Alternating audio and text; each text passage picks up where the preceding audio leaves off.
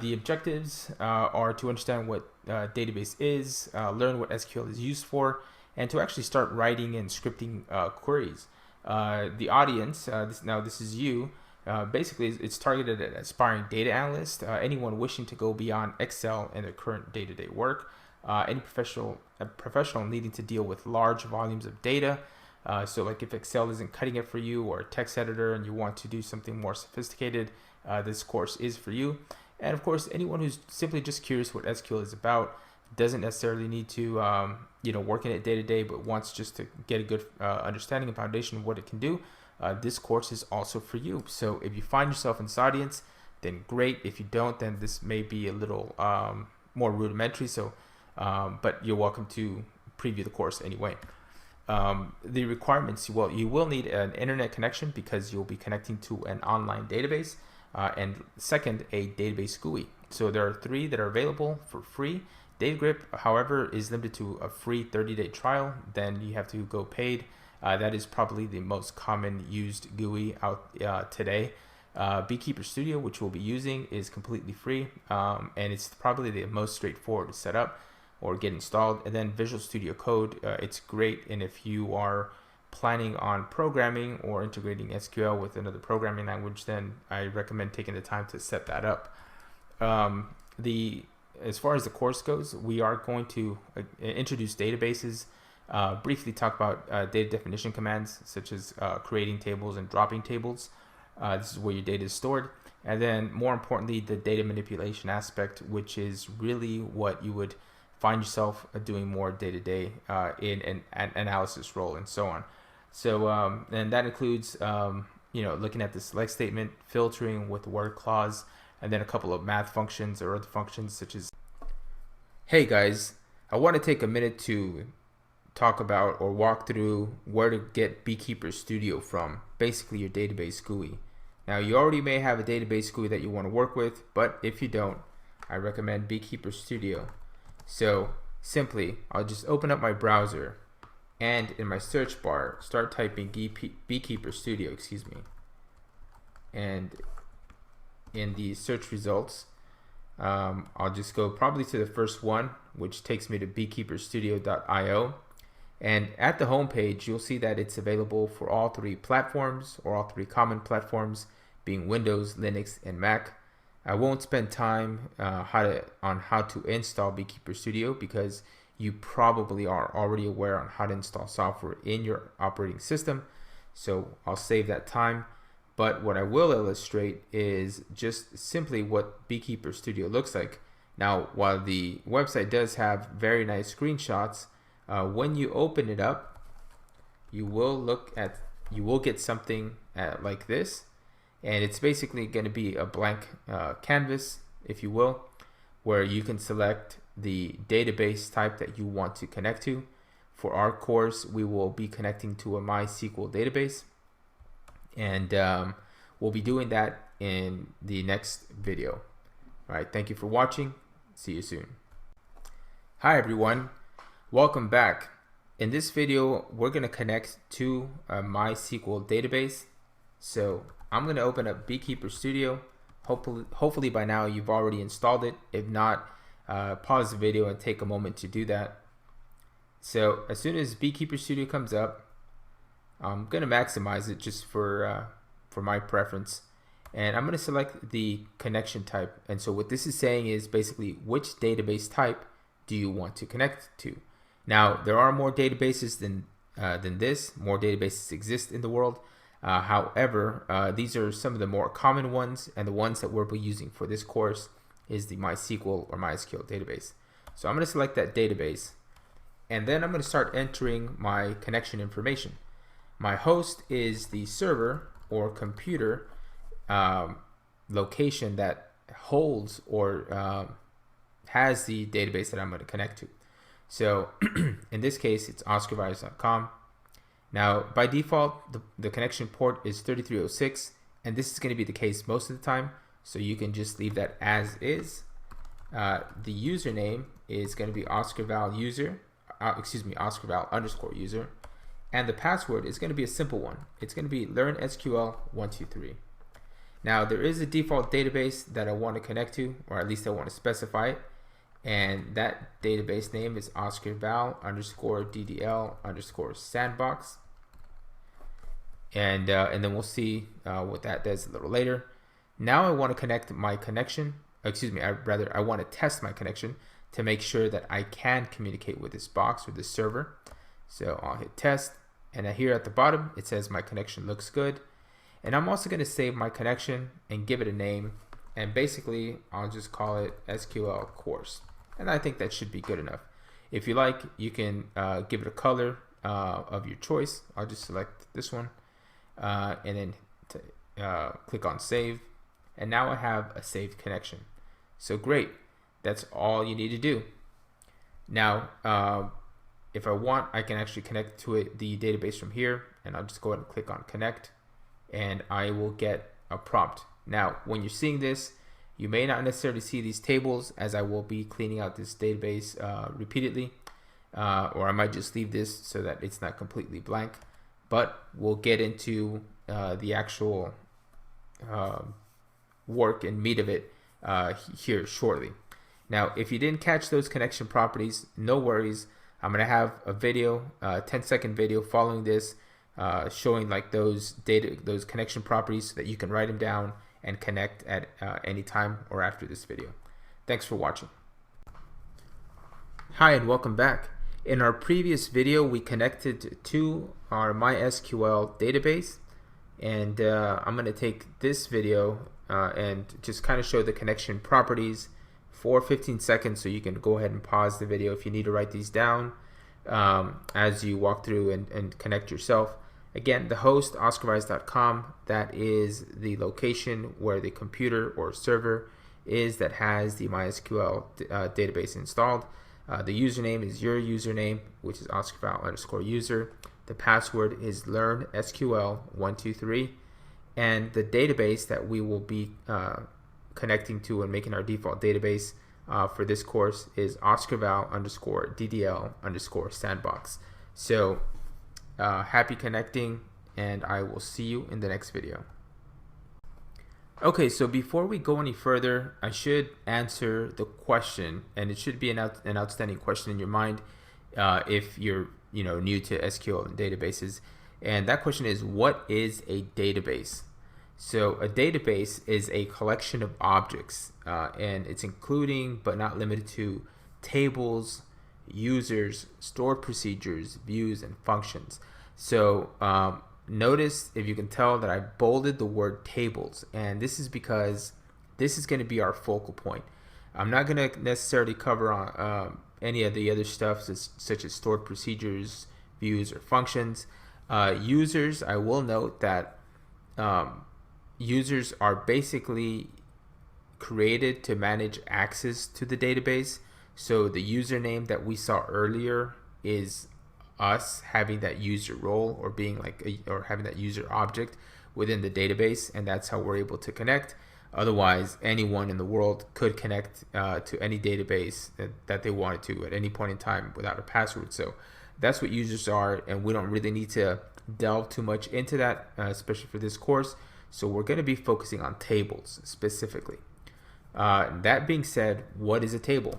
Well, so think of it as a spreadsheet. At this point in time, you've probably already seen a spreadsheet in some shape or form. Basically, it's a table of data, and a table of data is a collection of rows and columns. So you have, let's see, 5 columns here: sepal length, width, and all the way to species.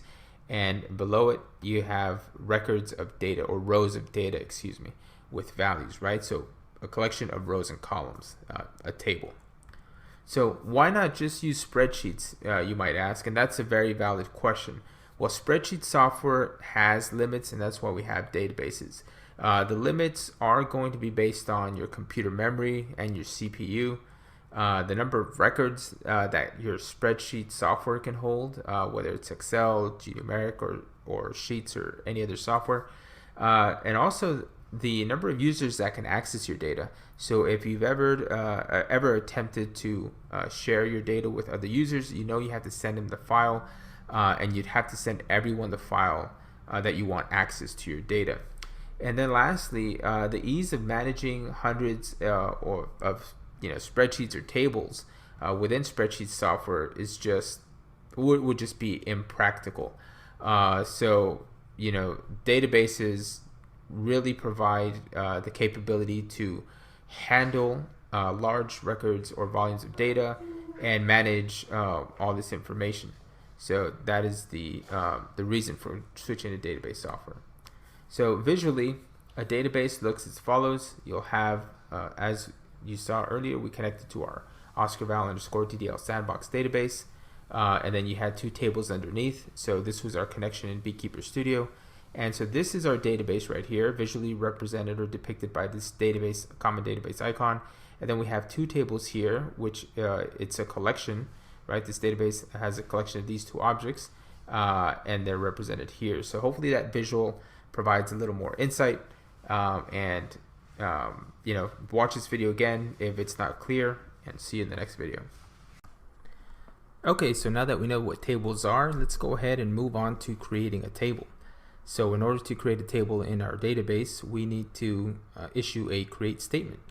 So we'll start by typing create and table, and in this case I'm going to create a table called salaries, and it's going to contain fictitious information, about a couple of just random people and what their title is and what their salaries are.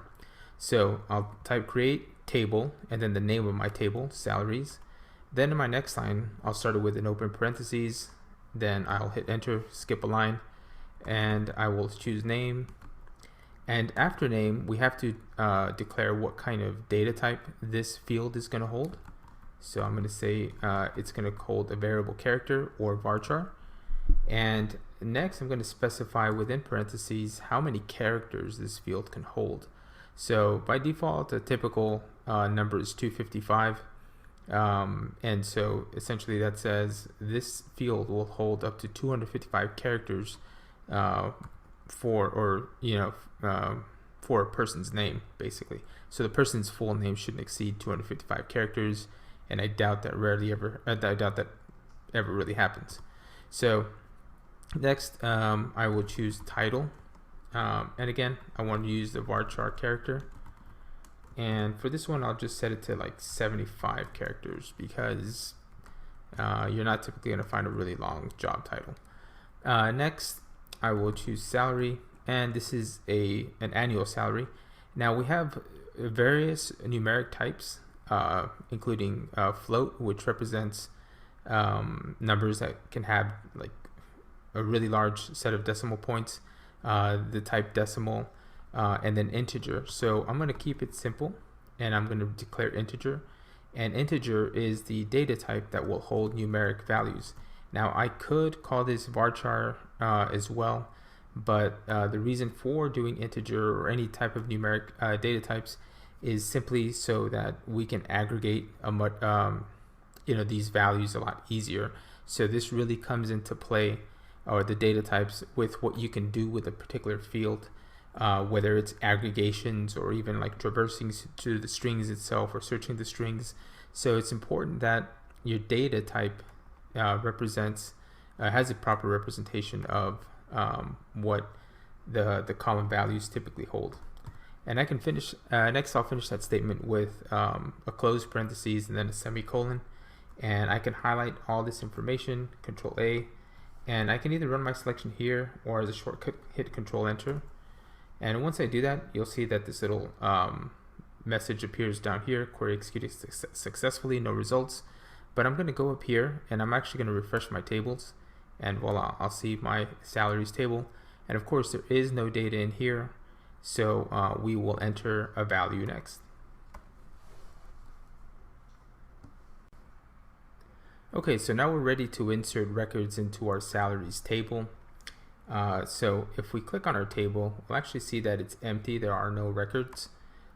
So let's begin by typing in an insert statement. So I'll type insert into,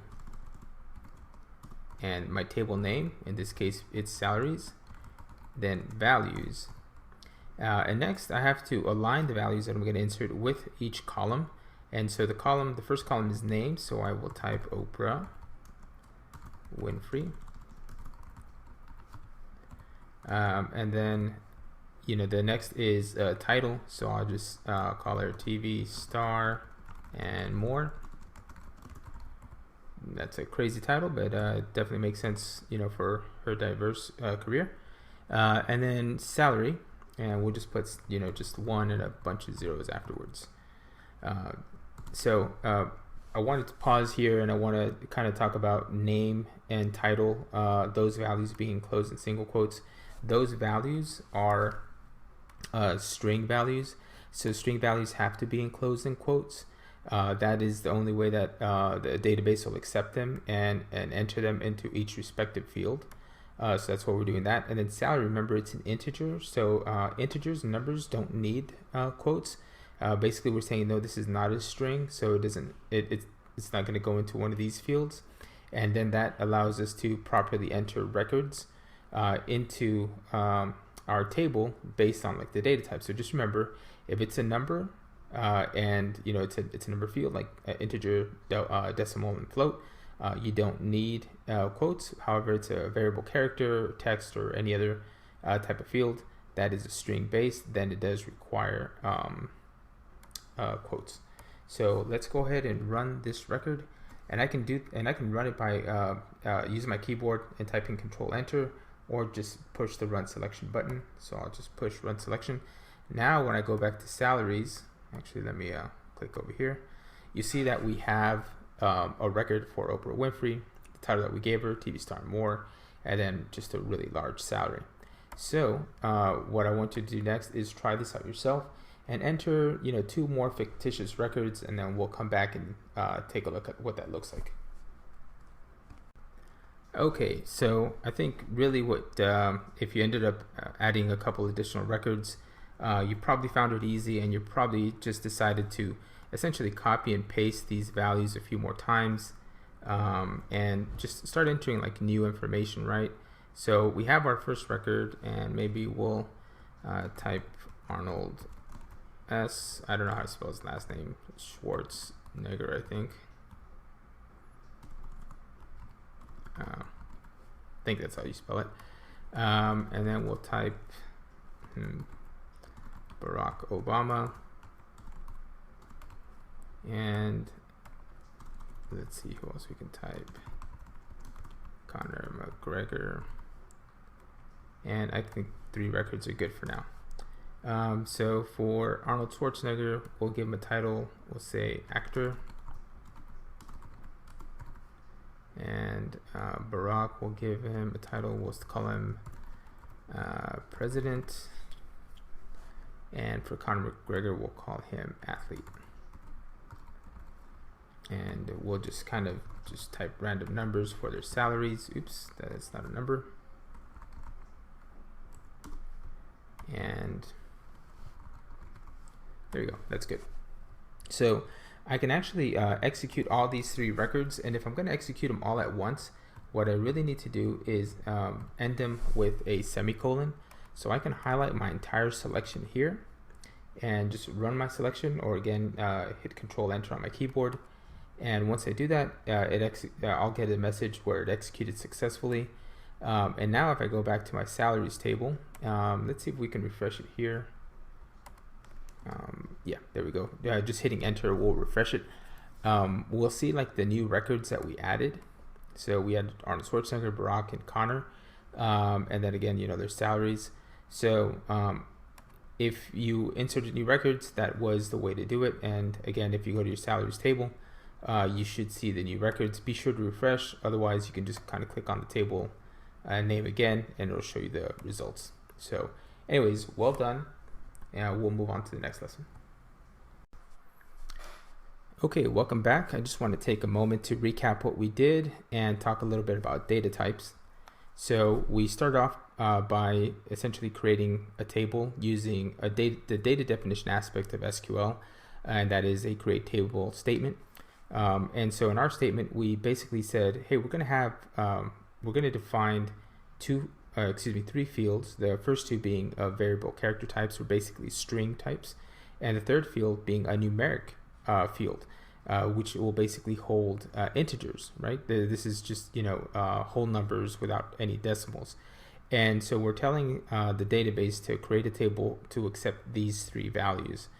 And that is really what is known as the data definition part of the SQL language.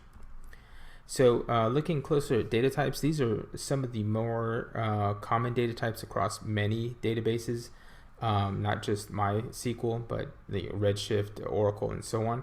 And there are other data types across all databases, but I'll just stick to these, the more common one. So let's start off with string data types.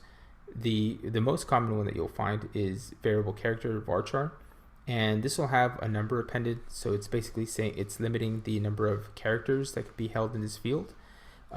We also have its parent, which came before varchar, its character. This one's hard to use. It's just good to call out simply because I don't want you to use it, or I recommend you don't use it. But if you come across it and you're working with like old legacy systems, just know that the difference between varchar and char is that if you have a value, let's say, for example, bike, and you have a varchar field that has a length of 20 and a character field that has a length of 20, what varchar will do, it'll just store those 4 characters for the word bike.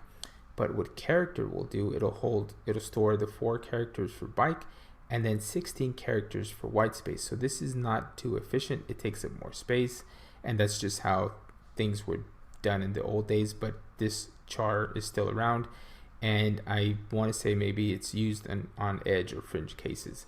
Then we have text. Text again will hold big globs of string. You don't have to say how long a text field has to be. It just knows that it'll capture really large string or really long string values. Then there are numeric data types, which are more important.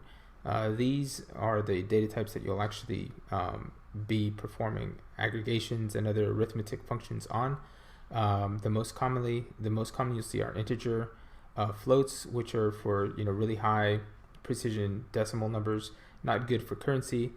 Decimal, where you can specify the number of numbers both on the right and left side of the decimal, and the numeric, which is very similar decimal and often used for dollars or transaction or dollar amounts really. Lastly, there are other data types that are really notable as they're often used. Boolean, you may not see these a lot, but they are probably the most leanest type of or leanest data type out there in terms of how much storage they occupy. These are just basically your true and false statements. So these will hold true and false values, and the database will know how to handle them. And basically, it'll usually store them as ones and zeros. So great when a field requires to only hold a binary kind of yes or no value. Then there are dates. You'll run across these in just about every table. Either it'll have a timestamp of when a record was inserted or a date of when something was recorded. So date and timestamp are both very highly used data types. Timestamp or date, will just have month, date, year typically. Really just month, date, year. And timestamps will go as far as having hour, minute, second, and in some cases millisecond. And I think that'll vary by like your database. So I want you to be aware of those.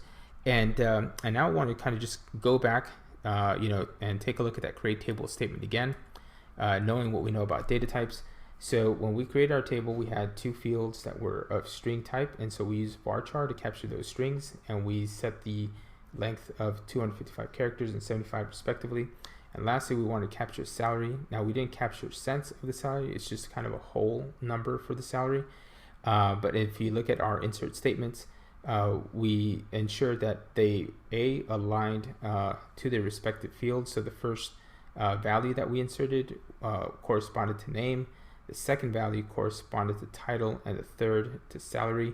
And if you notice, because the first 2 are string, we again enclose these in single quotes so that they can be recognized as string and properly handled and inserted into the table. And with these being numeric values, we didn't need to do that. We left the single quotes alone. So that's a quick recap on the create table statement, which is a form of data definition within the SQL language. data types, and how they function. All right, thanks for watching. See you in the next video. Okay, so after this step of creating our table salaries, we specified which columns we want to have in our tables that will hold our row values. And then we inserted some sample records. So if you look at salaries, this is what our table looks like. Our fields are name, title, and salary. And then these are the rows and their respective values. So before we go any further, when you created this table, you probably saw that other tables named salaries exist. So I want to go ahead and cover actually dropping a table, or that is deleting a table from this list. And because many people are going to use this table, you're likely, just keep in mind that your table won't probably be saved. So be sure to save your code somewhere. So we're going to go ahead and delete this table, delete table, and we'll issue, a statement called drop, not delete. I'm sorry. So we will type drop table, and then our table name. In this case, it's salaries, and then this is going to delete the table completely, basically from this list here. So if we run that selection, and then we refresh our table views, we see that the table is gone. So essentially, we just cleared it out. Now I'll probably be coming in here frequently and just trying to clean up just so it doesn't get too cluttered. So again, keep in mind that your table is not likely to be saved. So what I recommend doing is maybe just so that you don't confuse your table with someone else's, is actually give yourself or give your table a unique name. You can call it, let's say, maybe your initials, and then a number like 1, 2, 3, 4, 5 or something. And then what that'll do is that'll create the table salaries with this kind of like unique identifier. And then of course you're going to have to update your insert statements so that they all kind of get know where to go. And then we can select all of this and then run the selection. And then when we refresh our view, we see that our new table is here with the records that we inserted. And so all is good, right? And again, if you want to drop that table, you can certainly do so. You can leave it there, but as I mentioned, I'll make an effort to kind of go in there and clean this up regularly. So if anything, just save your code. There's a couple of ways to save your code. You can actually copy and paste it into like another file. Beekeeper Studio doesn't allow you to actually save your queries like file save as, but you do have this button here, and it's very basic save. But it'll give you an opportunity to save your name. Save your query and give it a name. So we'll just say create and drop table. And when we save it, if we go to this little star right here, saved queries, we'll see that we'll have our query saved. So it's kind of a convenient way, to do it within the editor itself. So just kind of keep that in mind. If you want to keep queries for notes, please definitely do so. All right. So thank you for sitting through the dropping table statement, and feel free to play around with it and drop any tables that you see in here. Not a big deal. After all, this is a sandbox. Okay, so after we save this query, again, within the editor, that's a very useful kind of property or kind of inline feature that Beekeeper Studio has. Let's go ahead and move on and actually do something a little more interesting with our data. So if you created a salaries table, as you saw earlier, we only have 3 records, but let's actually start querying our data, and we're going to query the table that we just created. So I'm going to clear this out, and I'm going to close these tables as well. Go to my database, and then actually go to File, New Tab, and I'll open up a new query. So what I want to do now is I actually want to query this table that I have here, salaries OV 1, 2, 3, 4, 5, and I want to look at all the records. And in order to do that, I'm going to say select all from and my table names. Now it's likely that your the tables will begin appearing for you as well. It should have that autocomplete feature. If it doesn't, don't worry. Just go ahead and type it all out, and just go ahead and highlight it all and run the selection. And then here we are. This query is basically saying select all the columns or return all the columns. So that's what this asterisk stands for. From the table salaries underscore OV123 or whatever, whichever table you're you're working with. So that is a simple select statement. Now keep in mind that this is actually gonna bring back all the tables, all the records within your table. So if you have a super large table, like millions of records, it's probably not advisable to select all of them. And we'll talk about limiting the number of records that get returned in a little bit. But in the meantime, do me a favor and try this out on the table that you created and let me know what you get back. Okay, so the next concept that I want to talk about before we start limiting the number of records that we return from a table is actually counting the number of records. So if you look at from our really small table, like for example, in the table that I created, I only have 3 records, right? So if I want to get a count of the number of records that I have, I am going to use the function count and then asterisk. And so what that is saying basically is count all the columns, count all the rows that exist within this particular table. So we can visually see that it's 1, 2, 3, but in the cases where you have millions or hundreds of millions of records, and you want a quick assessment, this is one way to go ahead and understand how much data you're dealing with. So I'm going to run that, and I want you to do the same with your table, and take a look at the count. Here we go. We have 3. So this is an effective way of getting the count or the size of the number of records in your table. And this is going to be important with our, in our next lesson, and where we're going to go with it, because we're going to cover a little bit more advanced topics. So we want to have this count feature in our back pocket.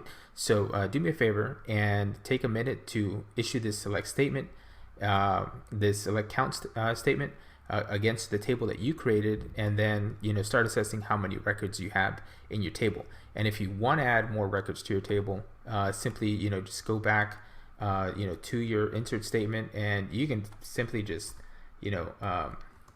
just run this a couple of times. Actually highlight, run selection, maybe 3 or 4 times, go back to your query, and then when you run that, you're going to see that the number changes. So now I have 15 records. Okay, so if you want to do that, that's totally fine, but take a moment to actually count the number of records in your table. See you in the next lesson. Okay, hopefully you had an opportunity to count the number of records in your table and then got a similar result, which is basically just the number here, and then this little kind of heading that represents the function that you invoked, which is the count function, the count all records. All right, so moving on, if you remember initially when we set up our database connection, in our connection properties video, we specified which server we're connecting to, which database, and gave our credentials, meaning our username and password. And one thing that you may have not noticed unless you clicked here was that you actually have connected to more than one database. So initially we specify that we're going to connect to OscarVal_DDL_sandbox, but it turns out you have like a connection to a couple of more databases.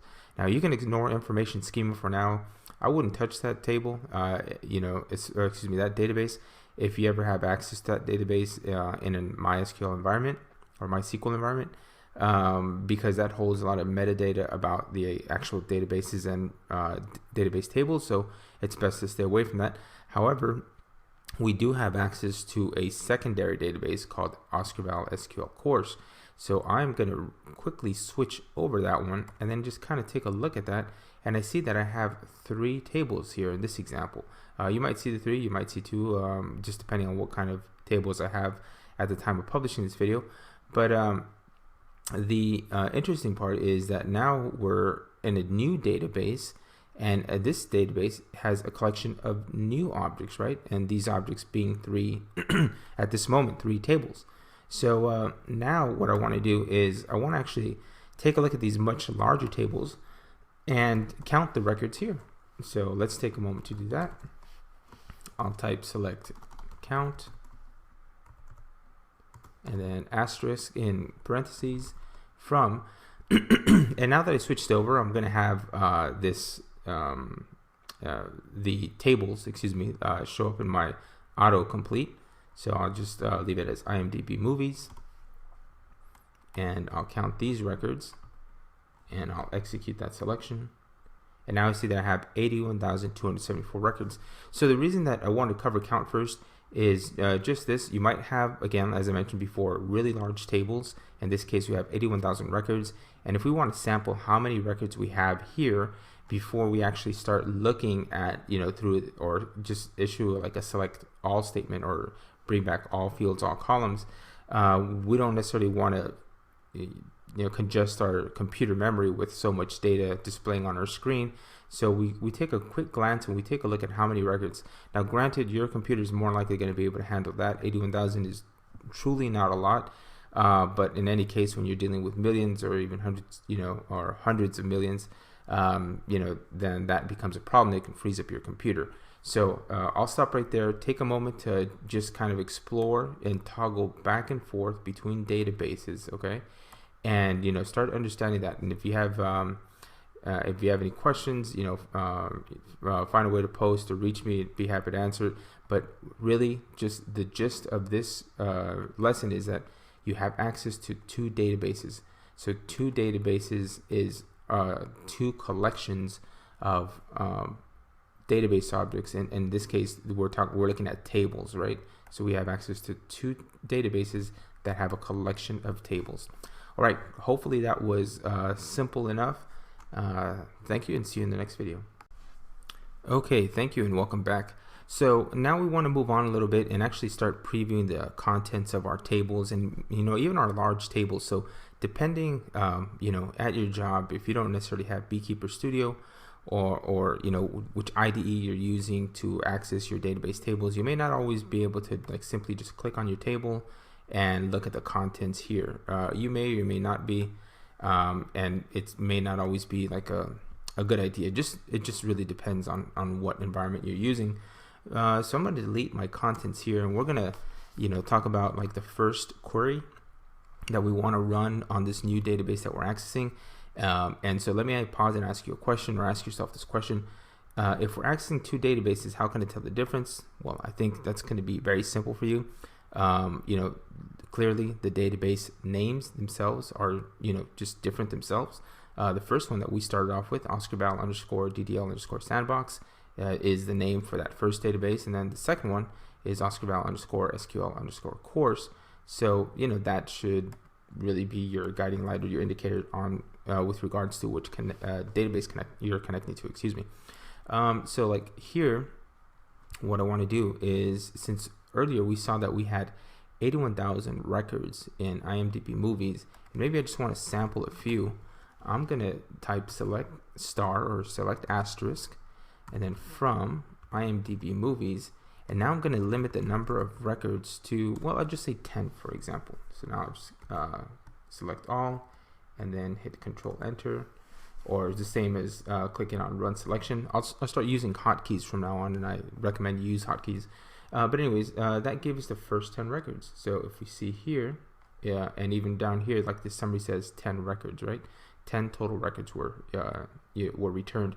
And so like now we can kind of start seeing the contents of the table here, and you can kind of ignore this record. There was kind of an insertion error, but nevertheless, the movies themselves have a unique ID. The name of the movie, I guess an original title, it must have a different one, the year that it was published, or the year it came out, excuse me, the date it was published, what genre, and so on. So you can kind of look at the fields. And so this is a pretty large comprehensive table, and it's all sourced from data that comes from that imdb.com website, so you can kind of get some information there. Anyways, I'll leave that at that and move on to the next lesson.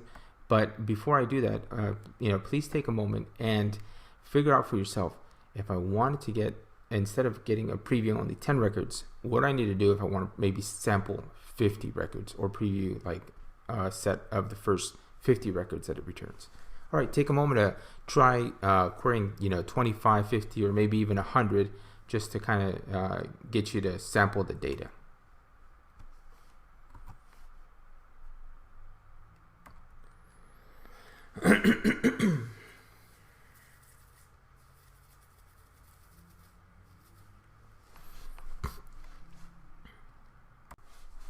All right, hopefully you had an opportunity to select a different set of records or number of records for your preview. And if you did, it was simply just a matter of typing in a new number.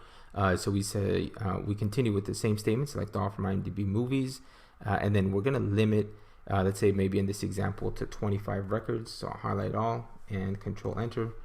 And then I get, instead of getting 10 records, I'll get like the first 25 records. So it's all right here. And really, it's just as simple as that. You can change it to 100 or any other number that you wish to kind of display on your screen. So nothing too complex about that. So good job. All right, so moving on. What we want to talk about next is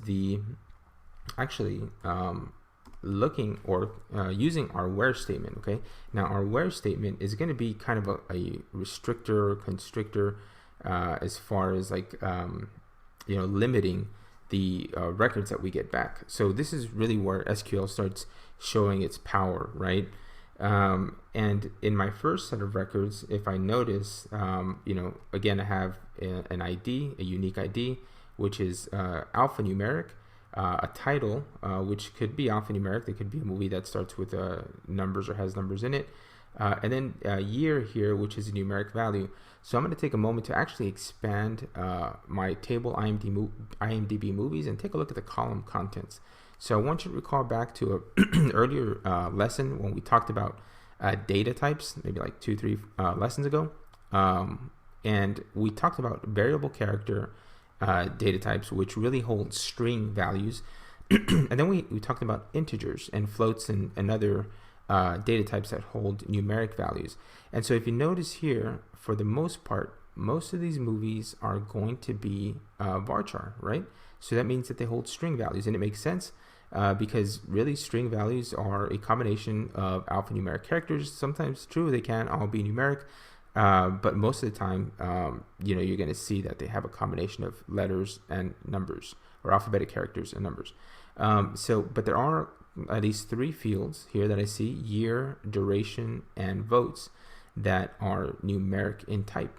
So if I wanted to begin harnessing some of the power of SQL, what I can do is basically type a where statement. So I will say select all from IMDb movies, where year, and in this case it's a numeric value, so I'm not so I'm going to be able to manipulate it with without any quotes. I'll say where it equals to the number, and I'll just say 1987. I don't know if anything's going to show up, so I'm just going to try that. If not, we'll try a different year. So I'll select it, run it, and here we go. I get a list of movies that were published in 1987, or that were released in 1987. And so if you want to look for another year, you can certainly do that. So actually, let's just do just that. If you want, select another year, take a moment to query a couple more years, years of choice, and then see what you come up with. Okay, great. So hopefully you had an opportunity to query a couple of other years. I'm going to just type in the year 2000, see if anything shows up there, as I am curious about that. And we do get movies in the year 2000, and let's try a couple more years, maybe 1949. And yeah, we definitely have movies here from 1949. Okay, great. So we know that if we want to query numeric data, in this case like integers, all we have to do is really just type an equal sign to begin filtering tables that were published before, on the year of 1949. So what if we wanted to look at movies that were published maybe, after a certain year, right? And sample like the first 100 movies. So in order to do that, we're going to say select all from IMDb movies where the year is greater than, and then a certain year, right? Where the column year here is greater than a certain value. So in order to do that, we're going to use just kind of our base arithmetic operator, which is a greater than, okay? And then we'll enter a year. So maybe we'll see if we have anything in 2010. So we'll select that, control enter, and here we go. Now we get a list of movies that are literally were released later than the year 2010. And if you just look at the sample records, you'll see that you won't have any entry here, right here, that is that shows a movie that was released anytime earlier than 2010, or even 2010 for that matter. So everything is after 2010. So now take a moment and to kind of guess, like, how would you identify movies that were released earlier than a specific year? So take a moment to try that out yourself. Okay, so hopefully that was a pretty easy task. In order to get movies that were released prior to a certain year, we would use the less than.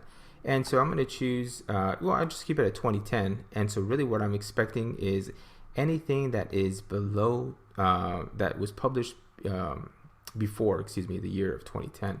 So again, I'm going to select my statement, type enter, hit Control Enter, and then I will get a bunch of records here that have movies that were published before 2010. So I will never see the number 2010, and I'm missing it. Whenever I type either greater than, I'll be overlooking 2010, and I'll also be overlooking it if I type less than. So in these two examples, whichever way I go, I'm actually missing 2010. So in the next lesson, I want to cover how to actually capture records within a range. Okay, welcome back. So this next example that I want to talk about is actually capturing movie titles that have been released within a time range, or meaning within a certain range of years. And so what I'm going to do here is I'm actually going to use a new type of keywords called between and, right? And it's very simplistic because it's kind of like just some base English keywords. So what I will type is, I'm going to select all from IMDb movies table where the year is between two different years, right? Where the year field holds value between two different years. So I'm going to say where year between, and I'll just say 2010 and 2011, and maybe I'll preview 1,000 records to see that to see how many or to see a broader list of movies. So here I'm basically saying if the year falls between 2010 and 2011, and you have to include these two, and in fact let me just do 2012, just kind of for the sake of an example. If the year falls between 2010 and 2011, then return the movies.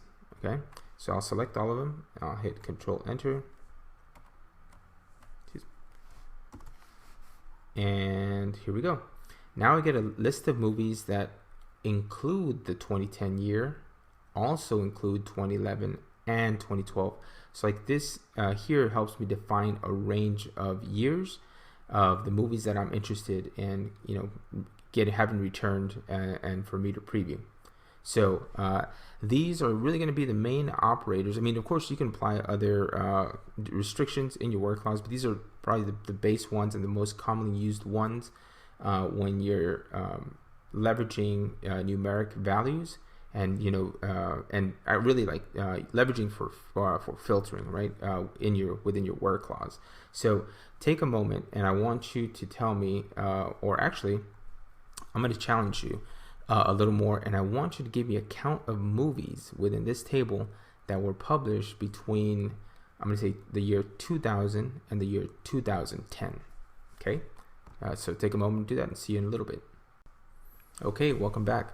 Hopefully that ask wasn't too difficult. Now I did ask you to count the number of movies that were published or released, between the year 2000 and 2010.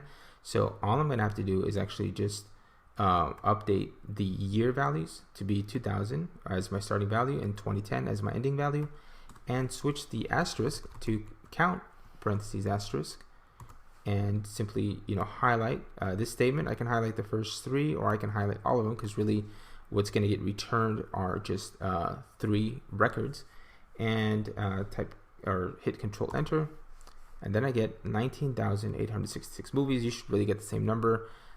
If you don't, then just simply means that the IMDb movies table has been updated with more records or less records. But in reality, I mean, I don't plan on changing anything, so this is the number you should get.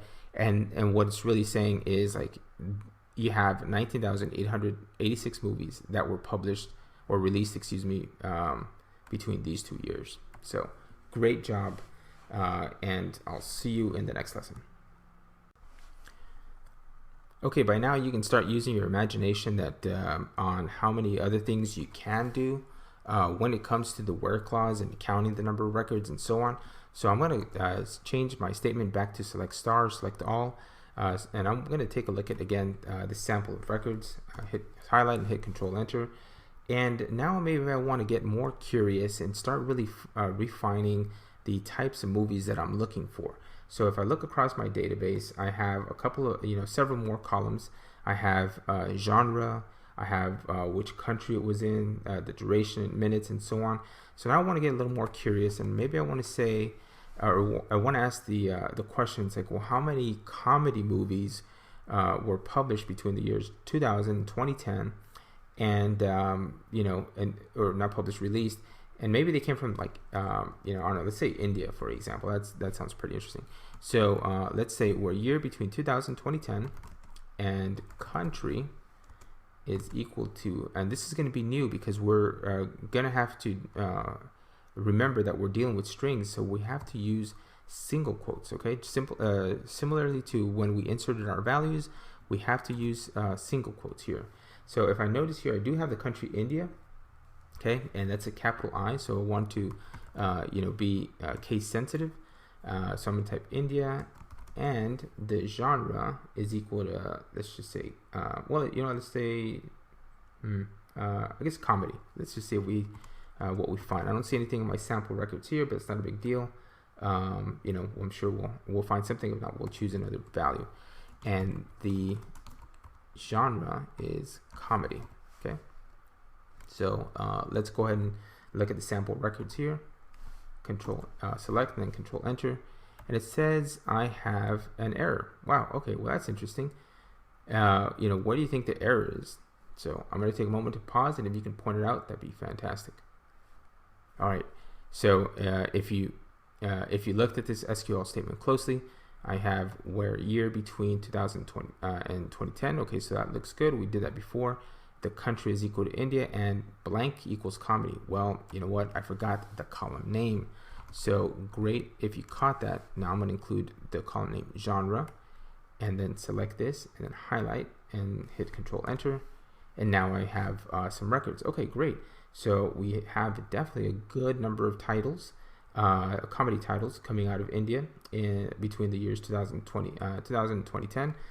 Probably more. I mean, this table is definitely just a sample of all movies that have come out.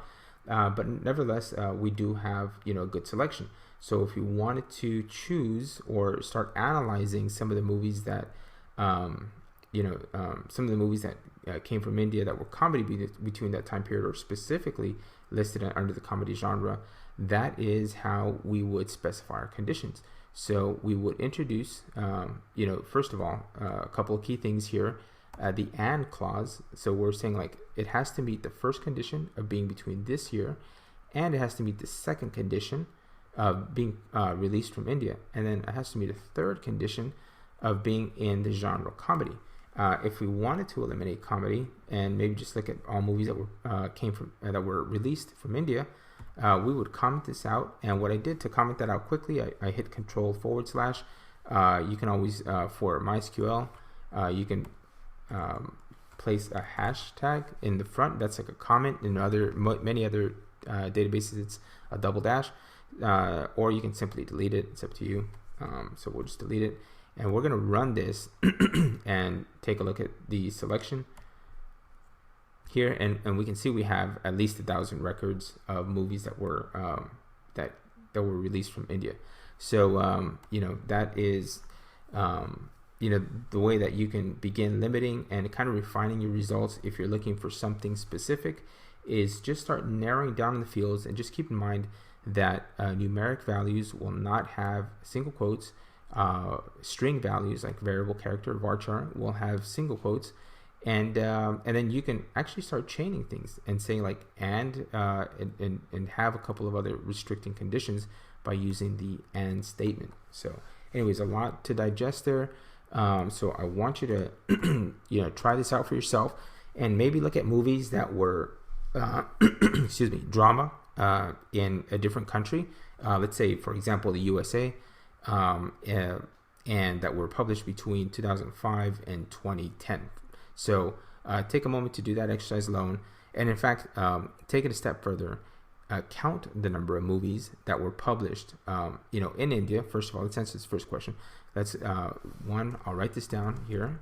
Count the number of movies published in India between 2000 and 2010.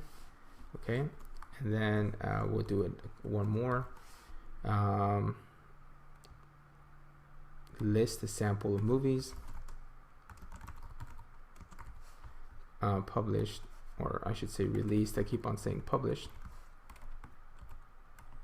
Released in USA between 2000 and 2005. Actually, a sample of comedy movies that were released in the USA between 2000 and 2005. So take a moment to do that. It's going to use the concepts that we learned earlier, and I'll see you in the next video. Okay, welcome back. Let's go ahead and take care of the answering the questions that we asked a little while ago. So if I want to get the number of movies released in India between 2000 and 2010, basically I'm going to just go ahead and highlight this select statement and copy and paste it here. It really has everything that I need in terms of the things that I'm looking to use. So let me just get the proper commenting out for MySQL. So basically, I have all my values here: 2000, 2010, and the country that I'm interested in is India. So I'm gonna just issue my count star, parentheses star statement. Execute that. Hit Control Enter. Highlight and hit Control Enter. And according to this table, there are 1,400 movies, or 1,450, excuse me. So that was pretty straightforward. Hopefully, it didn't take you that long. I'm gonna actually recycle this statement again. Actually recycle the top statement here. Copy this, and now I want to get list a sample of comedy movies released in the USA between 2000 and 2005. So I'm going to keep the comedy part because now I'm interested in comedy, but I'm going to change the country, and I believe the value was USA in the IMDb movies table, and I only want a sample of them. So I'm going to choose to only display a number. Let's say just say 25 is enough. So now I'm going to say select asterisk, or select all from IMDb movies where the year between 2000 and 2010. And so now I'll highlight that section, and I can type Control Enter, or I can hit Control Enter keys, or run selection over here, but I'll just stick to Control Enter. And then here we are. We get a list of movies, 25 movies that were published between the year 2000, and oops, I messed up here actually. It should be 2000, 2005. So let's rerun this. Hit Control Enter. Okay, now I'll get movies between published between the year, or released between the year 2000 2005 that were originated from the USA and that are of the genre comedy. Great. So hopefully that was pretty straightforward. If not, go ahead and hang on to that. What I'm going to do is I'll actually start saving some of these queries. So I'll say that these are conditional queries. I'll say conditional queries.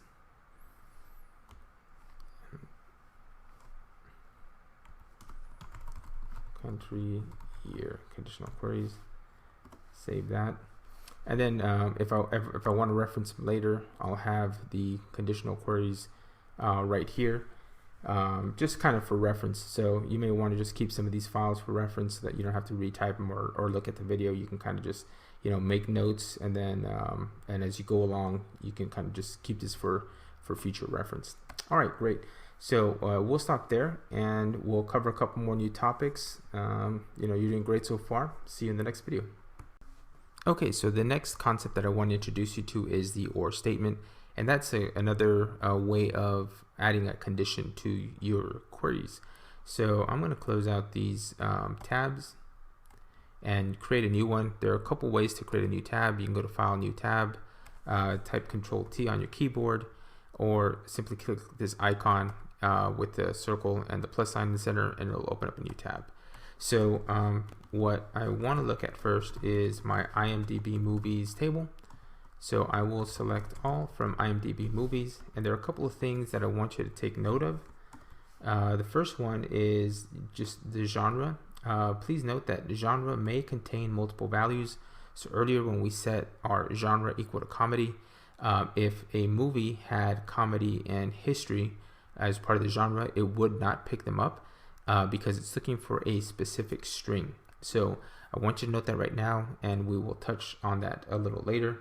But for right now, what I want to do is I want to add kind of a mixed bag of conditions. So I'm going to say, let's look at a sample, 100 movies where the genre is equal to, let's say drama, and the country where it was released from is equal to France, okay? Or it was made in, or I guess that would probably be the significance of the country. So anyways, where the country is equal to France, basically. And we're going to take a look at the first 100 records that return from that. And here we see that we're going to get countries both that satisfy the condition of being in the genre, in the drama genre, and that were released from France.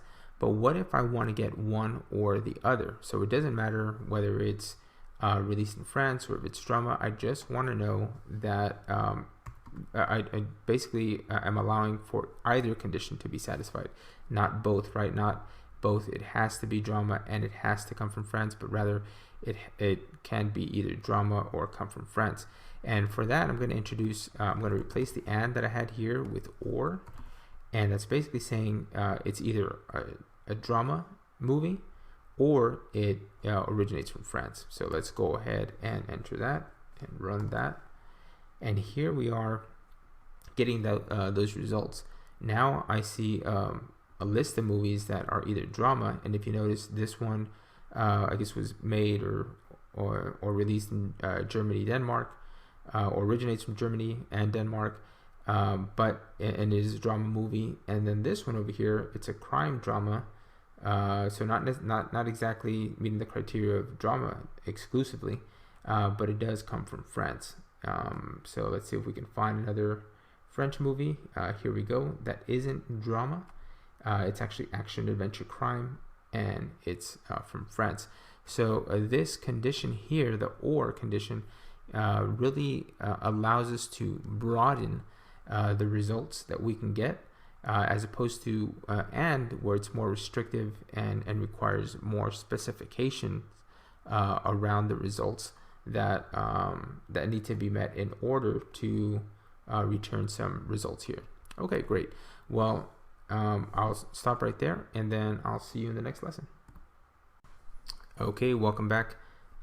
So I'm going to save this query, and I'm going to call it or statement, and that'll kind of just be a good reference for that. I'm going to close it out and open up a new query.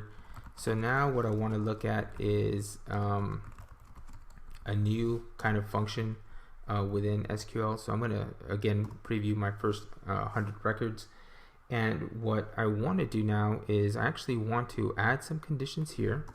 Okay, so we're going to say where country is equal to France, and now I'm going to get 100 movies, 100 French movies here. But if you notice, the titles, they're not necessarily, or the movies themselves aren't necessarily listed in any order. And if I want to correct that, maybe I want to look at, earlier movies or order them by title. I'm going to introduce my order by statement. So I'll say order by title, and this will begin to sort them alphabetically. So we should see anything, if a movie starts with the letter A, those will be listed first, followed by movies that start with letter B, and so on. So let's go ahead and run that.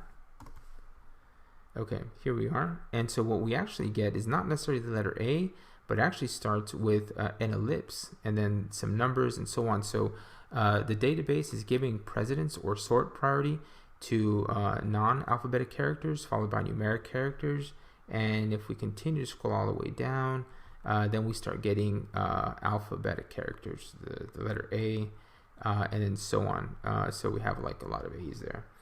Now, if we wanted to maybe go, do the inverse and sort, by the latest ranked or like the other end of the sort, of the ascending sort, we're going to type the word descending, or actually not the entire word descending, but just DESC for descending order. So I'm going to highlight that and hit Control Enter.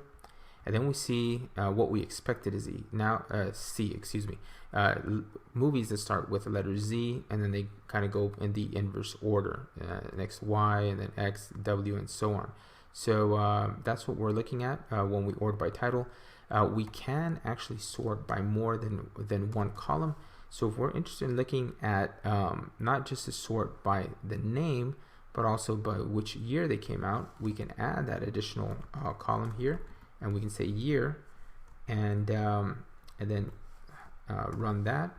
And so now we'll get the sort first by the title, the movie title, and then by the actual year. So if we see this, both of them were released in 1998, then we follow it by this other title. We have 2012 and 2013 respectively, and then this title, 2013, 2017. And if you notice 125 here, this kind of remains in that particular, giving the priority to the title sorting first, then the year.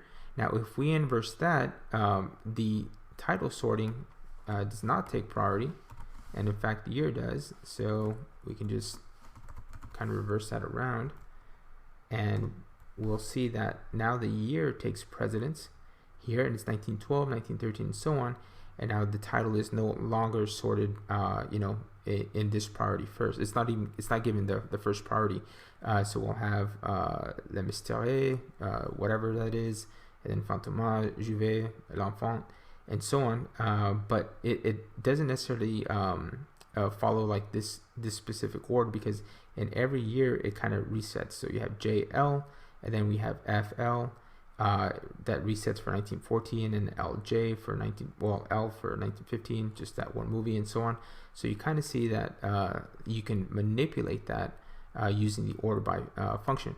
Now, if we wanted to maybe look at later movies first, right, we can add this descending command right after the column that we're going to sort by. So we can do that for both year.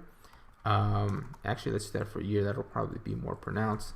So let's say order by year descending. So give me the more recent movies, and then sorting by title alphabetically. So we'll run that. And now we have the earlier movies. There are the more recent movies in 2019. And then we have Anna, and then, the movies with letter B, C, and so on and so forth. So then if we move on to 2018, then it resets. Let's find the beginning of 2018. So now it resets, and then we have the letter A, and so on. And now it's first sorting by year, and then the so it starts right here. It starts by year, and then by alphanumeric sort order value. So anyways, that is an introduction to the order by. It's going to be extremely useful, especially when you're generating reports and really start wanting to make sense of your data. So thanks for watching, and I'll see you in the next video.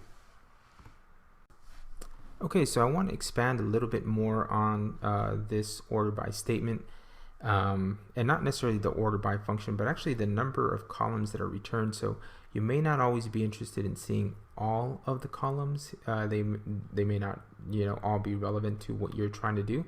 So you want to just kind of focus on the ones that you're interested in.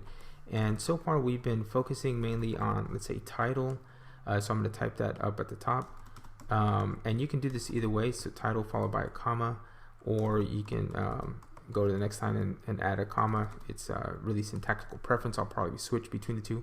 then the column year, and then genre, and country, and I think duration is a good one. So as I'm listing these columns out, you know, I'm putting them in this specific order. Now I did kind of swap the duration order. It's actually country. I put it before duration, and we're gonna take a look at what that does, right? So if we run this, notice like in the original table, country is before duration. Excuse me, it's after duration. Country is after duration, but in my listing, I put country before duration. So if I run that, I actually get the data back in the order that I specified. So that is like one, you know, really nice feature about having your data in databases, that you can kind of sort the columns or order the columns in any order that you prefer. So if I wanted to put, you know, maybe genre, make that as part of my, make that my last field, right? And I'm going to comment this one out. Then genre becomes the last one. So you can manipulate that without having to cut and move and paste fields into different values like you would in a spreadsheet, excuse me, into different ordinal positions as you would in a spreadsheet, but you can actually just kind of move the columns around. So let me go ahead and do those changes. Okay, and I'll just run that. Okay, so now that I have that information, I have my order by statement, and I'm ordering by year, and then my title. Another thing that I want to, you know, cover about the order statement is the fact that you can use ordinal positioning. So basically, this is my column number 1, 2, 3, 4, 5, and so on. But if I don't want to necessarily write out the word year or, you know, title, I can actually take a look at which column, which ordinal position my column has, and in this case, year is my second column, so I can say order by 2, and then I can say then by 1, right, or title, since title is in the first column, and I can run that, and I will get the same results. Now this does become, so it's really a matter of preference, and this works just you know, across pretty much any database. But I will warn you that while this is probably one of the more common practices, you do have to keep kind of track of where your columns are, because if I were to include, you know, or actually swap around and make country my first column, right, as opposed to my fourth column, what happens here is that all of a sudden I'm sorting by country first, okay? Or, you know, as opposed to title, where I meant to sort by title. So if I were, or by year, so if I were to introduce year again and then title, then this would give me my original sort, right? It'll go by year, descending, and then title. But if I just use the numeric values, then I do have to be mindful of where the columns are. So anyways, I wanted to introduce you to that change, where you can, you know, those two changes rather, where you can use the, let me uncomment that, where you can use the ordinal values to kind of dictate or you know, determine how you're going to order your table by, and then also that you don't have to list out every single column. You can kind of just give a subset of columns that you're interested in and then return those results. And in fact, that's better for database performance and then the memory usage as well on your laptop. So anyways, take a look at that, you know, play around with it. Maybe you know, try a couple of exercises. Let's you know, let's order by, let's say, duration, by movie duration. So that'll be like the first exercise that you want to try out. And then we want to let's say order by duration descending. So that means well, I'm going to put it in simpler English, in just English terms. Order by long, I guess, length of movie with preference to longer movies, and in and I'll say from Germany. So you'll have two exercises. One will take, like, you can take all columns or just these columns in order by duration, just like the shorter movies first, just in the default order, order behavior. And then next, focus on movies that were made in Germany, but sort them by the longest movie first. So go ahead and take a moment to do that, and we'll catch up with that on the next video. Okay, and welcome back. So let's take a look at the exercises that we assigned in the earlier lesson. So we wanted to order by duration, and again, we can do this, multiple, or one of two ways. The first, here we go. So we'll do this in one of two ways. We will order by, we can actually say, well, we can go to the ordinal value, and we'll say the duration is the 2, 3, 4, 5, fifth column. So we'll say order by 5, or you can type out duration itself, and we'll comment out country, okay? Because we're not just isolating or focusing on a specific country, and we'll run that. And so, like, the first record is title, and again, like, this is kind of an erroneous record, so just disregard that. But the shortest movie in our database, rather, was Dr. Jekyll and Mr. Hyde at 40 minutes, and then Sound and Fury 41, and so on. So as you can see, it kind of starts increasing in time after that. Okay, so that was the solution to our first problem. And actually, we can say we can also type duration. So if you did that, that is completely fine as well. You can see that works exactly the same. So not a big difference. Either which way that you went is completely fine. Okay, now we want to order by the length of movie with preference to longer movies, and they have to be from Germany. So I am going to copy and paste the statement as well, and copy down here. Now I'm going to uncomment this and type Germany. Okay, and I want to list the longer movies first, right? So preference with on the longer movies. So I'm going to type and duration. Oh, actually not and duration, my bad. All I have to do is really just change duration and the order and make it to descending. So we'll say and duration, order by duration descending, and we'll go ahead and run that. Hit Control Enter.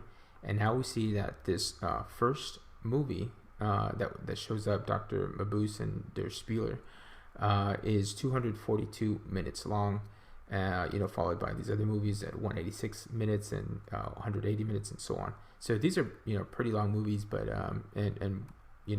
obviously, and this is, what we wanted, right? We want the longer movies listed first, and they begin to decrease in duration afterwards. And again, they're all from Germany. So if you accomplish that, great job. Keep it up. You're doing really good.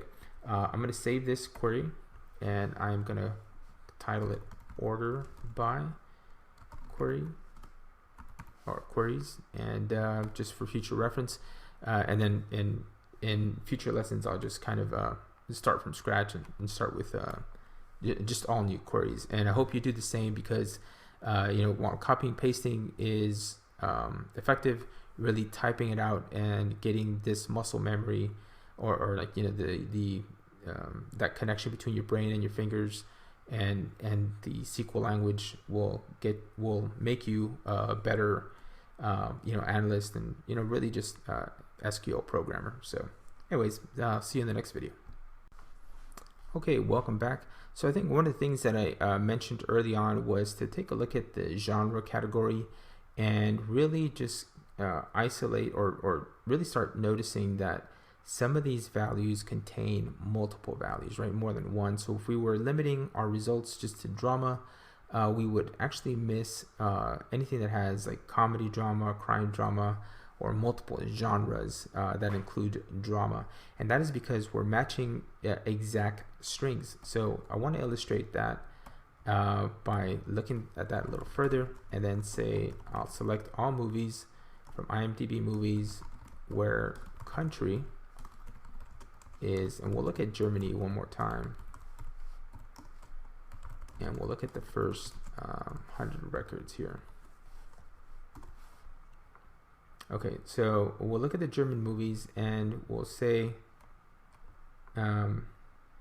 this actually sorted if I click on this, by the way. So that's a kind of a feature in Beekeeper Studio. And we start looking at the multiple categories here. So like if I were to say provide me where the movies originate from Germany and the genre equals adventure. Okay. So if you notice, it's gonna look specifically for this adventure string. So if it has adventure drama or adventure drama fantasy, these won't show up. So if I run that, I'll only get movies that have adventure. And I'll go a step further and I'll actually spell adventure the exact same way, but just change the case on that. And when I run that, oh, look at that. It's not case insensitive, so it'll read that adventure as adventure. So that's not a big deal. But in some databases, it will be case sensitive, so you'll have to be mindful of that. If I were to misspell this though and omit the E, then the SQL language is not smart enough to infer what you're trying to look for, so it'll be exact in that nature. But nevertheless, just be careful with the case. Even though it worked this time, just be mindful of that, as it might not work all the time. Okay, so if I noticed, I omitted quite a few movies that also had the adventure genre within. So if it was adventure drama fantasy, adventure drama romance, it would become omitted. So what we're going to do is we're going to introduce the like statement, the like operator. So like adventure, and that's going to basically look for any string, or actually it's going to look for this string within the genre string itself, or values itself. Now alone by itself, it's not probably going to work. It's not going to return the results. It'll probably not return any results. So let's take a look. Okay, so it just basically treated like an equal statement. But if we really want to start looking at substrings, right? Just anything that contains the word adventure. Most databases will use the little percentage sign. I think MySQL uses asterisk. So let's run that and take a look, see if this works. Okay, so the percentage signs does work in MySQL, and so now we're getting a much broader set of results that have adventure in it. So this is really your wildcard characters. So what you're saying here is if adventure is anywhere within the text, right? It can anything can prefix it or anything can come after it. As long as the word adventure is in there, we return the row, right? So whether it's standalone, if it comes as the first genre type listed in the list, or it comes somewhere in the middle, it's going to return that information. So what if I were to take out this first symbol, this first wildcard character, the percentage sign, and I were to run that? Your inclination should be that if it doesn't match, or if the string doesn't start with adventure and then maybe followed by another genre or just adventure itself, it's not going to return anything. So if I run that, let me just highlight it all, run, here we see that those genres that don't start with adventure are omitted, right? Because it's basically, we're not having this wildcard where we're saying anything can precede it. So we need to have that there. If we omit the last one, right, then we're going to get anything that that begins with adventure, but not anything that anything that can be prefixed with anything other than adventure, but it has to end in adventure. So that means that adventure is the very last string that can occur in the set of results. So we're omitting the wildcard character at the end, and we're basically saying the last string that can that this genre can end in is adventure. So this is adventure is the very last word in the string. But again, if we add the wildcard characters on both ends, it's more liberal. and as long as it finds the word adventure anywhere in the string, it'll return the results. So anyways, that is an introduction to it's really more of an operator for string characters and being able to search through strings, and I think you'll probably end up using it quite often, or more often than you may be thinking right now. Anyways, thanks for tuning into this lesson, and I'll see you in the next one. Okay, welcome back. All right, so let's go ahead and before we begin with our next lesson, let's go ahead and save this query. I'm going to call this the like operator query. That's pretty good. It's good enough. And I'll open up a new tab, and I'll copy over this query. We'll take a look at the results one more time. All right. So as you see here, one of the fields that we have available to us is country. Okay, and I haven't taken a look at all the countries where where we have movies from. So I want to get a unique list of countries. So for that, I'm going to introduce the distinct keyword. And so I'll basically say select distinct country, and then from IMDb movies, and I'm going to just delete all my conditions here. Okay. So if I do that,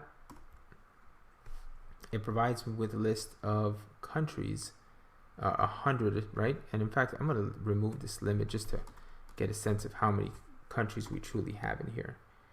All right, so we have 2,714 countries where there are movie originations, and of course, not all of them are countries, because I'm pretty sure that would just be way too many countries.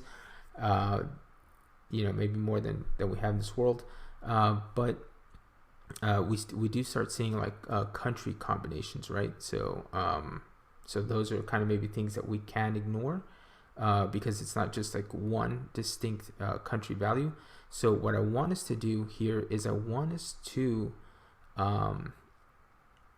take a look at countries that are not like in this multiple combination. So what we're going to do is we're going to use our like statement again, but we're going to add an additional keyword to it. So we're going to say where country not like, and the thing that's really separating these multiple country entries is the comma. So I'm going to put a percent sign, comma. So that's my wildcard character, and another wildcard character. And I'm basically saying, so if the comma appears between any other character, right, as long as the comma is appearing, I want you to not include these, right? So give me all the results that are not like something that has a comma. So let's go ahead and run that. And here we are. We get a cleaner list of country names, okay? And now I want you to actually, go ahead and sort this list. Take a moment to sort this list yourself alphabetically. Okay, so if you sorted that list alphabetically, you probably did something by like order by one or order by country, since that is the field that we have in our result set. So I'll do that. And so now we have country names, right? So let's go ahead and pick a couple of countries and maybe just note them. We can copy them from here, just the values.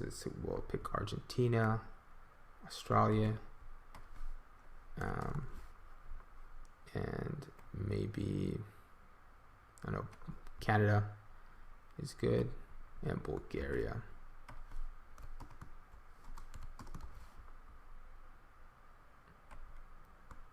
And we'll get Brazil too.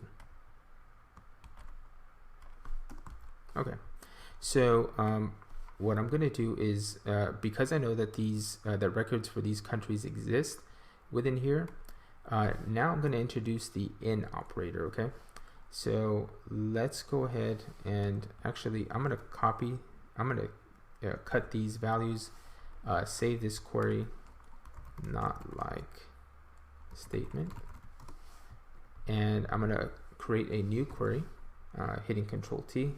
I'm going to paste my values that I took from my previous queries. And so like now I'm going to look for movies that were specifically and only made in this country or attributed to this country, or this set of 4 countries. So I'm gonna type select all from IMDb movies where country.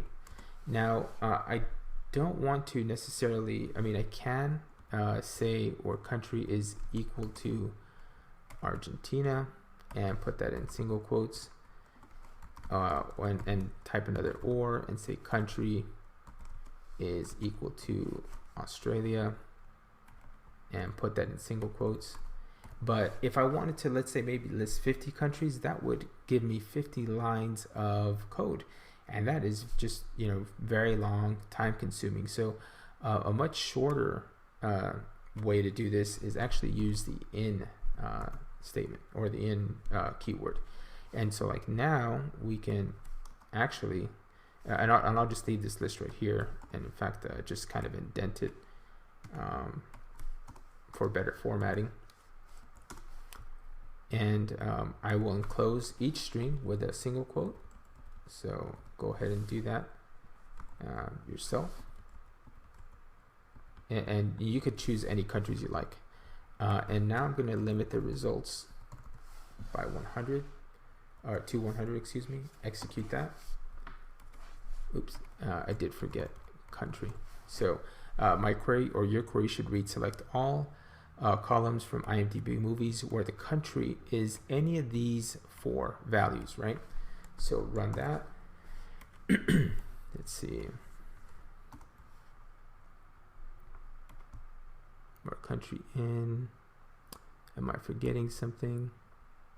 Oops, that I did. I messed up. So I should say where country in, not where in country. So that was my bad. Where the country value contains really just these 4 values for it. So where country in and one of these 4 values. Run that. And now I get movies that are either from Australia, Canada, Brazil, or Argentina. So I want you to take this exercise a little further and start limiting it, or actually give me a count of countries, a count of movies that originated from one of these 4 countries, or whichever countries you selected, and were released between the years of 1940 and 1950. Okay, see you in the next video. Okay, so if you follow along with the previous exercise, the task was to provide a count of movies that were released between 1940 and 1950, given in the countries that you selected, right? So in the countries above. So what we can do, well, I recommend just typing it all out, really, just to you can kind of get used to the syntax and make that cognitive connection, right? But since I'm gonna look for a count, I'm gonna say count all, right, from IMDb movies where country in, and then I'll go ahead and actually, I don't necessarily need to type in the values. It's more the SQL that I'm looking to type in. Where country in these countries, and we have a condition, right?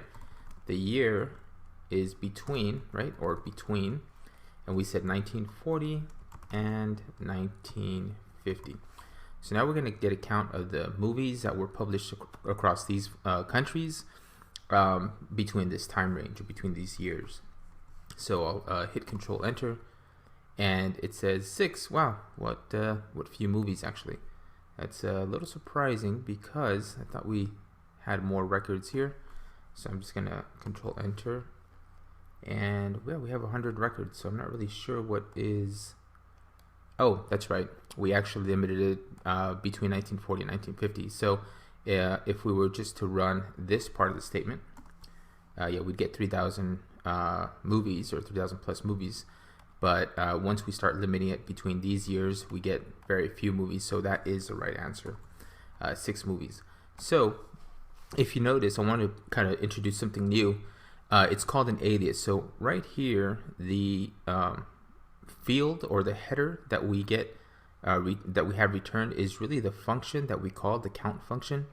And so we may want to make this a little more informative, right? Let's say we're just wanting to spit back a simple number. So where you want to begin aliasing things. So in order to alias something, that means just give it a different name or a different label. We're going to introduce this as keyword, and we're going to give it a new name. So we'll call this number of foreign movies, I guess. And now we're going to run this statement again.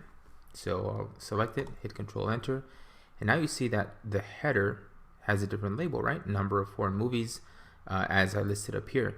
So this is very very useful kind of keyword or feature of SQL, is to be able to move away from just displaying the count, or excuse me, the function name, or in fact any column name or any field name that you come across.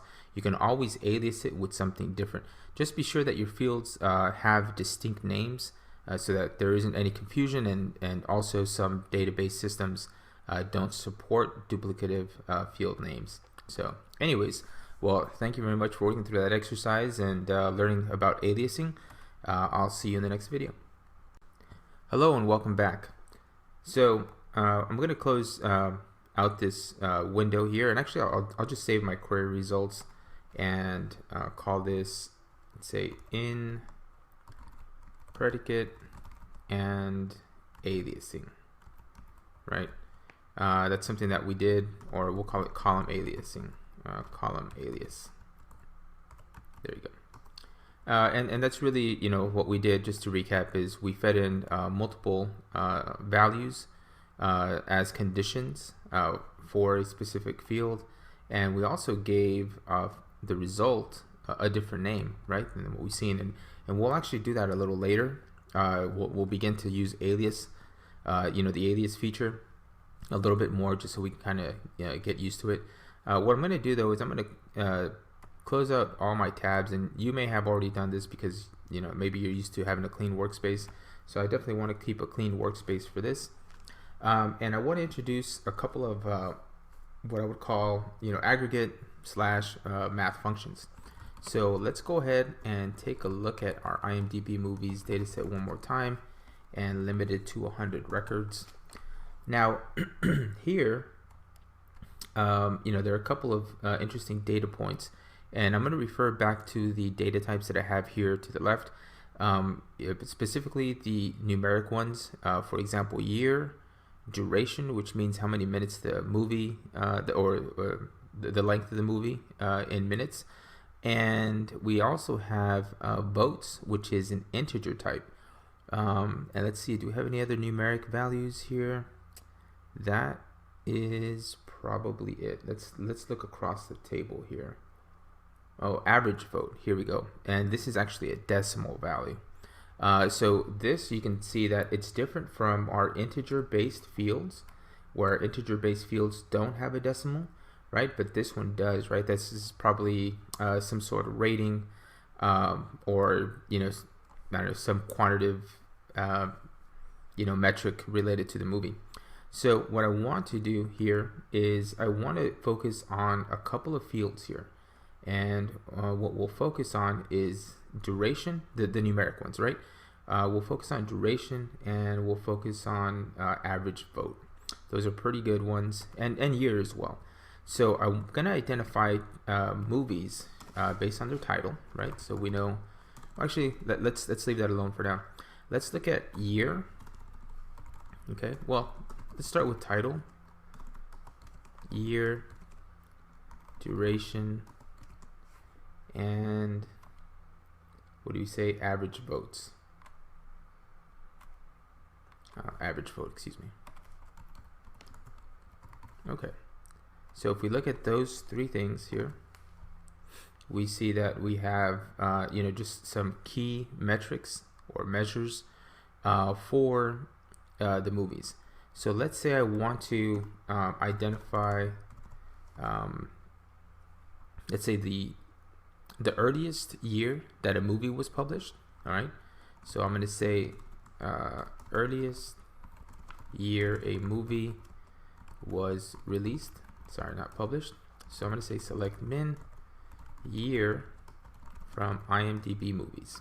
Okay, and if I do that, then I run it, and basically says, actually, sorry, there is where year not equal to 0.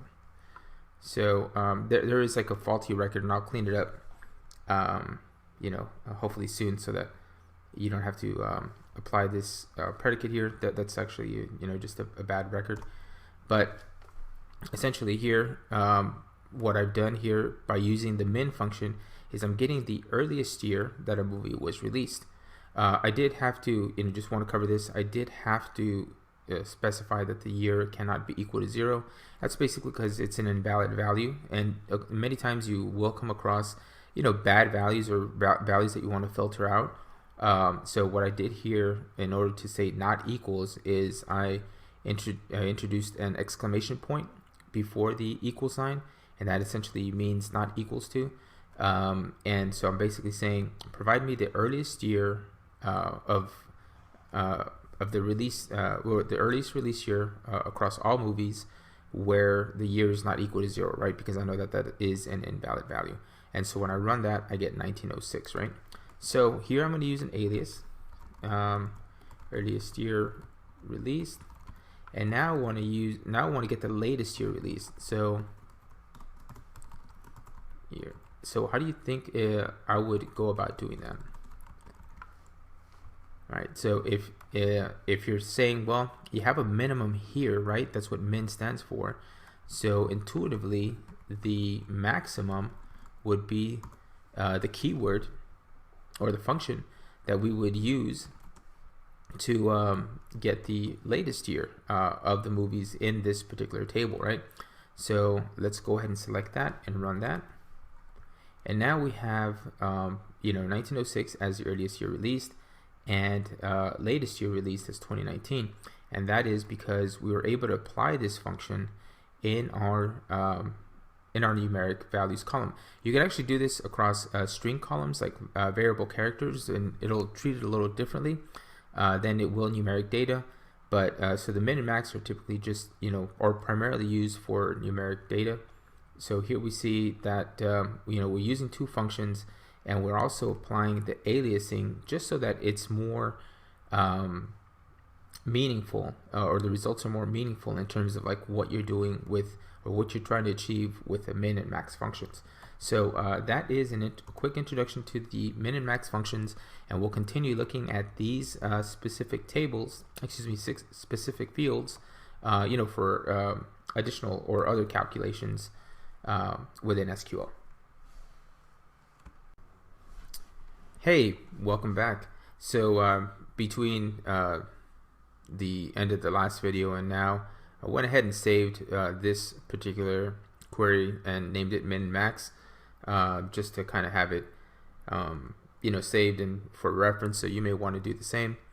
And now I want to move on to a couple of other math functions, arithmetic functions available within SQL. So I'm actually going to go back here and copy this statement because I want to focus on these fields that have numeric values in them. And I'll just run that just to kind of get a preview of the data one more time. Here, again, we see that we have integer values in year and duration, and decimal values in average vote. So the first thing that I'm going to do is I want to subtract maybe, let's say, the number 7 from average vote, right? Well, actually, let's be a little more conservative. Maybe just subtract the number 6, because I think most values here just go really up to 7. That seems to be the max, at least in this little sample. So we're going to say average vote minus 6, okay?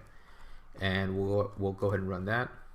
And now we have the same fields that we had before, and then this new field called average underscore vote minus 6, which is really kind of just returning back the formula that or the equation that we had up here. So what we usually want to do is we want to alias it, right? So we'll just say that we'll call this new field a discount. We'll call it discounted vote actually. So we'll run that again, and now we have our discounted vote field. Okay, cool. So let's say, for example, that we want to, maybe multiply the discounted vote by 2. So how would you go ahead and do that? Well, the operators, you may have seen them in other software such as Excel or or maybe a programming language, and they really kind of just translate over to SQL as well. So if I want to multiply, let's say average vote minus 6 times 2, the order of operation will also apply here in SQL. So we want to do the average vote minus 6 times 2, and then multiply times 2, excuse me, and we'll call it DV for discounted vote, and we'll call it T2, right? And that'll just kind of be like a short abbreviation. And another thing about aliasing, you don't always have to put the as. You can just leave it as is, with a space and then a new column name. It'll take it. But definitely adding the as keyword is cleaner when someone is reading it, and it doesn't, kind of just blend together. So I would recommend adding the as there. So as you see, our new formula here, basically took the discounted vote value and multiplied it times 2. All right, so we're going to take the same formula, okay, and we're also going to now we're going to round it, and here we see that we have some decimals. So in this case, actually, let's go ahead and multiply it times 2 times. Let's go ahead and let me just delete this actually, and let's multiply this by another decimal. So we're going to say 2 times 4, 1, okay, and that'll give us plenty of decimal values. So let's run that. Okay, and now we have up to 3 decimals. So the precision, the 3 decimal precision that we have over here, and that's all fine and dandy. And the reason I want to do that is because I want to illustrate like the round function a little more robustly. So we're going to take the same formula that we had up here, okay, and we're going to create a new formula. So we're going to say round, and we're going to input this formula, and we're going to say round it up to the 2 decimal places, or the hundreds, and we're going to call this dv2 hundredths place, okay. And what it's going to do, it's going to actually round up. So in this case, it's going to be 0.24. In this case, it's going to be negative 1.93, and so on. So it's going to round to the nearest hundredths place on this decimal. So let's go ahead and run that. Okay. So now we see that the 3rd decimal place in our result set is truncated, or really removed and rounded up.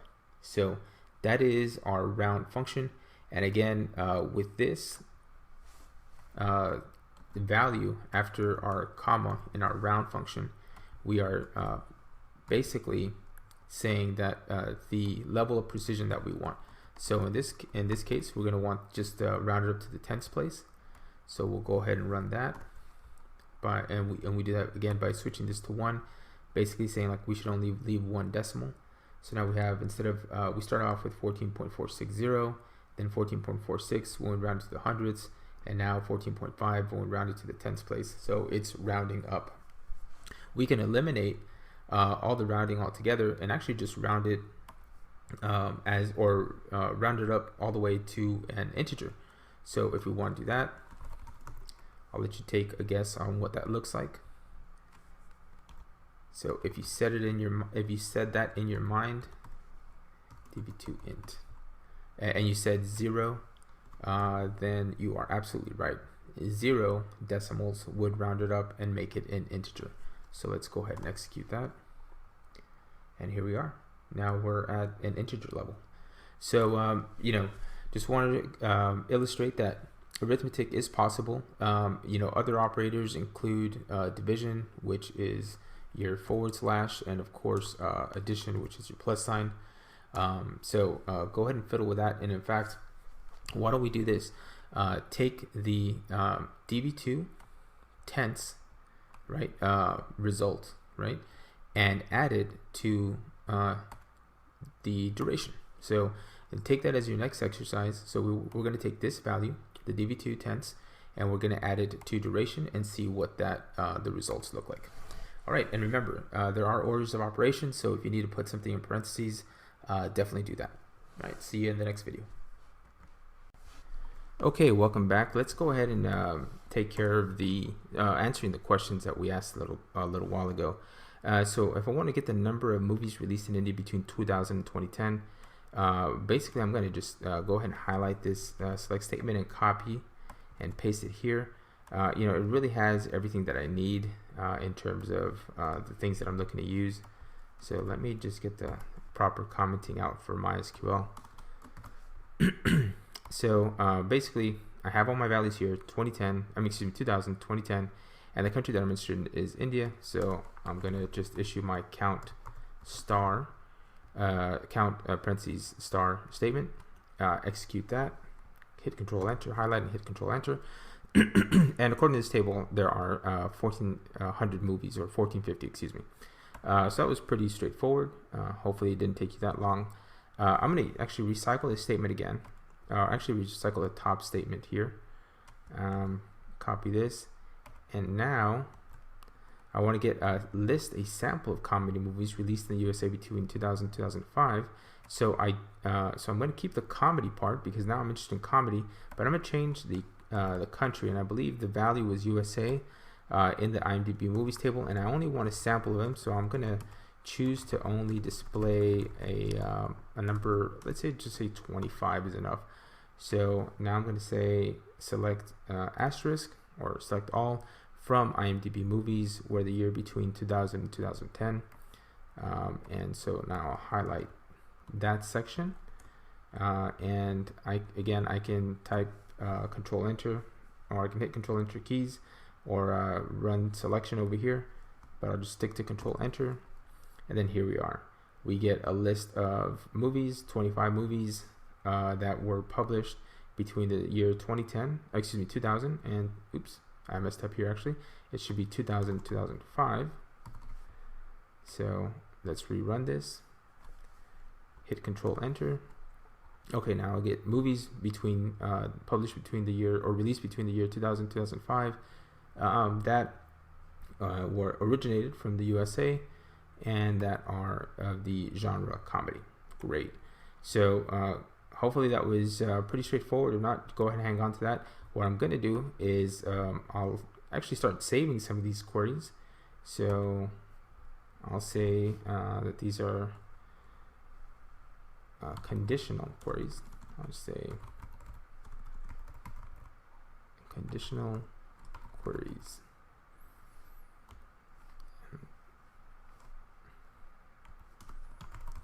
Country, year, conditional queries. Save that.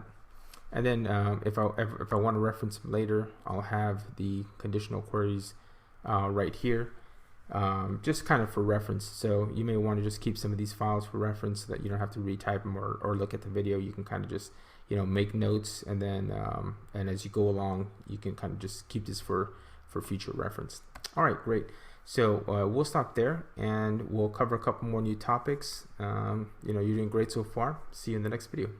Database, we created and dropped tables, and most importantly, we wrote queries and went through a couple of exercises, which is the foundation for really any type of data analysis work that you do in the future, whether you're a data analyst, data scientist, or even a data engineer. So right now we've created a great foundation for data analysis by getting familiarized with various techniques on how to manipulate data and work with data. So kudos for that.